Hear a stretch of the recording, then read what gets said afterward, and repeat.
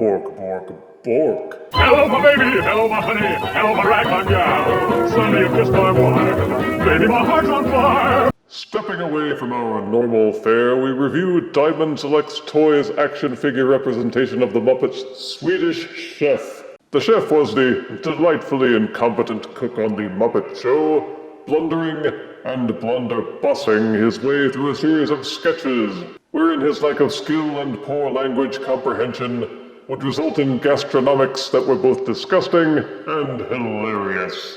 The Muppet franchise has changed hands many times, but none of the companies seem to know what to do with them, because the shows they make keep failing. The owner companies also seem to suffer from a kind of merchandising myopia, which makes them ignore some ideas that could be quite profitable. They've never, for example, released any official hand puppet versions of the Muppet characters, and instead they keep making so-so movies and incoherent TV shows which invariably last only for half a season before getting cancelled. But some companies manage to penetrate their wall of incompetence and are allowed to make merchandise that may not stink so bad. Among those are the Diamond Select figures.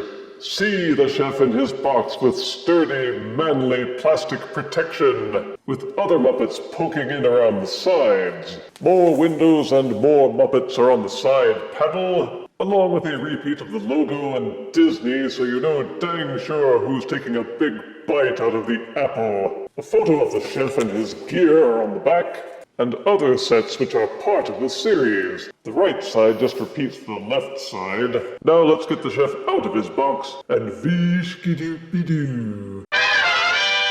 The Diamond Select Muppet series figures are supposed to have 2 figures in each set, but the Swedish Chef is only 1 figure. To make up for it, they include a mass of kitchen accessories, including 2 sets of hands, one slightly open, the other a clenched fist. There's 5 different cooking pots of varying sizes and handle varieties. Also 5 different kinds of pans, griddles, and skillets.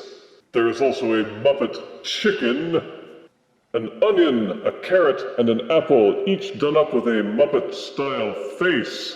There's also a pile of mystery meat, and 11 various kitchen utensils, including a flour sifter, a butcher's cleaver, serving spoons, spatulas, and a ladle, a wooden fork and spoon, a croquet mallet, a rolling pin, and a tennis racket, and a kitchen table on which to put them. There are some more of his trademark tools which I wish they had included, like his blunderbuss rifle and fuse-lit bombs. But the chef scales nicely with 6-inch action figures, which means that their accessories do as well. So if you have a stockpile of accessories, you can shuffle their accoutrements into the chef's hands for even more fun in posing and displaying. I would rather they had given the chef a smaller number of pots and pans, and instead included extra heads with different expressions. But this one is all you get,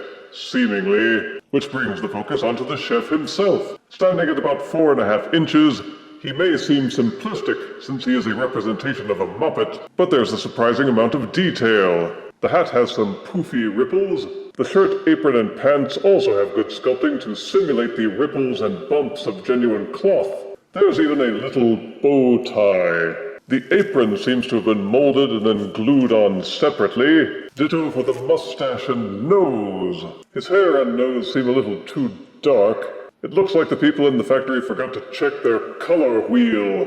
But it's all neatly applied, and there doesn't seem to be any running, streaks, or drippage. Regarding the hands, the swivel joint and peg which plug into the figure's arms were painted. And that paint is the first thing that will wear and scrape off.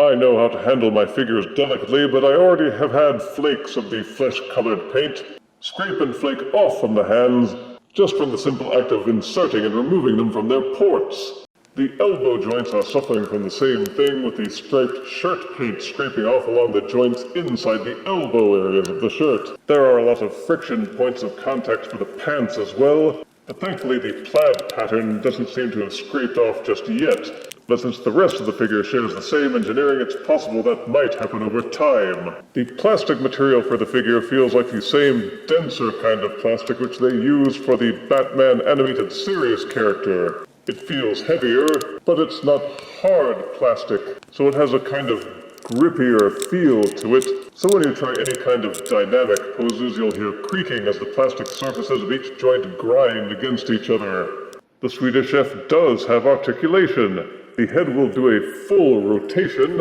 and it seems to be ball-socketed in, so it will also tilt slightly to the left and to the right, and forwards and backwards.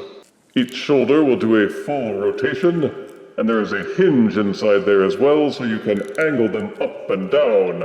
There's not much range of motion. Most of the joints will only angle about 30 degrees tops. But the arms do have an elbow joint that will bend in slightly. The shape of the plastic is what seems to be inhibiting most of the motion. The elbows will also spin a little bit inside their sockets. The hands are pegged in, so they will also fully rotate. And the hinge on the inside of the wrist means that they can tilt in and out. The torso is all one solid piece, so there is no ab crunch. There's also no waist rotation. And as you can imagine, the solid apron gets in the way of the leg movement. But the legs will kick forwards about this far until they bump into the apron, and rotate back about this far before the plastic starts to crash. But there is a hinge on the side of each leg, so he can kick outwards. And this is perhaps the widest range of motion you will see on the figure. The knees do bend, but it feels very tight, and I don't want to force it too far. And the feet are pegged into ball sockets so that they will tilt and rotate. But the limitation on that is again the plastic parts crashing into each other. There's enough articulation to pose and entertain, but the limited range of motion will mean that you can't do any crouches or running poses or anything really dynamic. The joint setup and the material choice will limit the amount of posing you can accomplish. He isn't a total brick, but he definitely isn't up to the same standards as other figures I've seen. But in many ways, that's okay, because he was designed to stand behind his table and dish up hilarity. And that he does.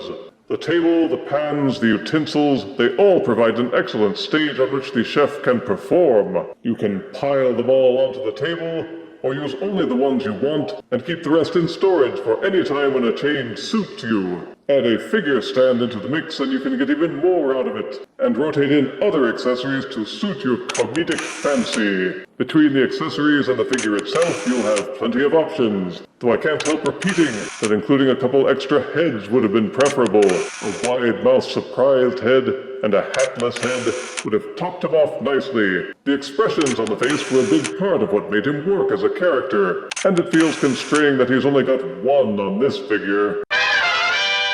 For size comparison, here is Diamond Select's Muppets Swedish Chef next to Space Marine Wreck-It Ralph. Here is the Swedish Chef next to Masters of the Universe Deluxe Leech. And here is the Swedish Chef next to Futurama's Bender.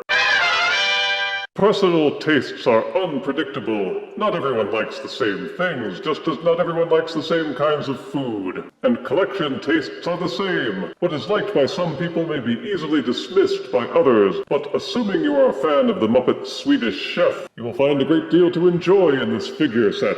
Positives are excellent detailing, some articulation, detailed paint applications, and more accessories than you ever realized you wanted. It's fun to set up scenes with the chef and even partner him with other figures for amusing juxtaposition. He's solid, he has a good heft, and is an excellent centerpiece for all kinds of displays. Negatives are a limited range of articulation. You won't be able to do much besides stand him holding one or two set pieces. The plastic has an odd feel to it. The paint scrapes off easily on some of the joints, especially the hands and elbows. Many of the utensils are small and easy to lose, so manage them carefully. The tape, which was used to hold the pots and pans in the packaging, has lifted off some of the gloss on the silver paint. And yes, I wanted some extra heads so that he could have different expressions.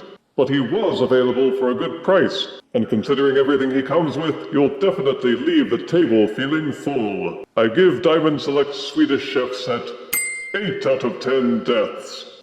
It's a good scordy-gordy. If you refuse me, honey, you lose me, then you'll be left alone, oh baby, tell them all, and tell me I'm your own.